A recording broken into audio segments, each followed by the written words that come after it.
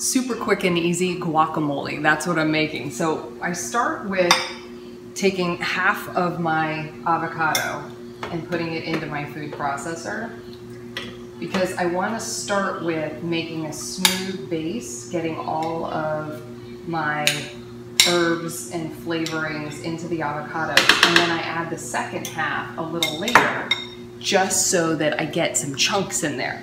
Now I have this new lemon juicer.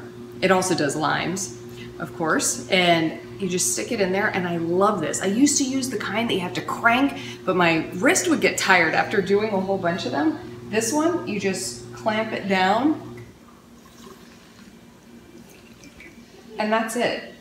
It juices the whole lime all the way down. Isn't that the awesomest tool? My mom bought this one for me.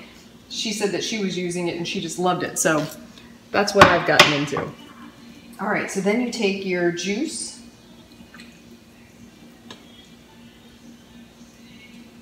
and I have some red onion here.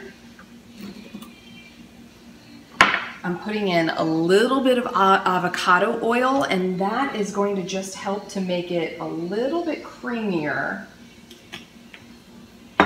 And then a whole bunch of cilantro, big bunch of it.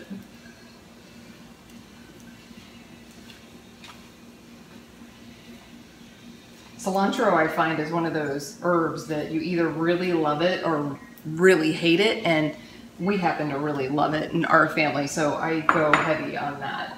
And then you want to just add your salt and pepper to season it.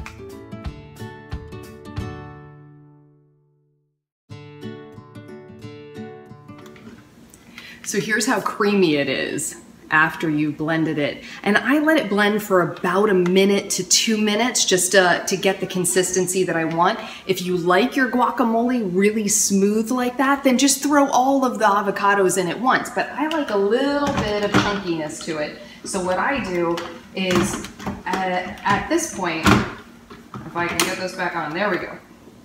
I just add the rest of my avocado.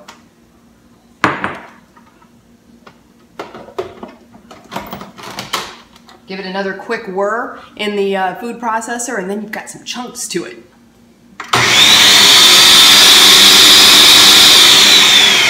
That should be enough. Yeah, that blended it and made it just a little bit chunkier. You could always just dice your avocado and fold it in as well if you really want some bigger chunks.